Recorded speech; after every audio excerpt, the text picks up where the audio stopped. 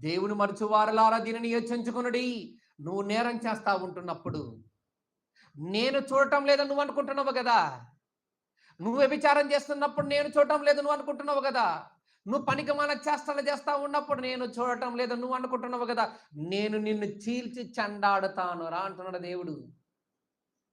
నేను చీల్చి చెండాడతాను అంటున్నానా లేదా? కలకత్తాలో ఉన్నటువంటి ప్రొఫెసర్ గారు ఇలా అనుకున్నాడు. దేవుని మర్చిపోయి ఒక అమ్మాయిని రేపు చేసి చంపేసిండు, మరొక అమ్మాయిని రేపు చేసి చంపేసిండు ప్రొఫెసర్.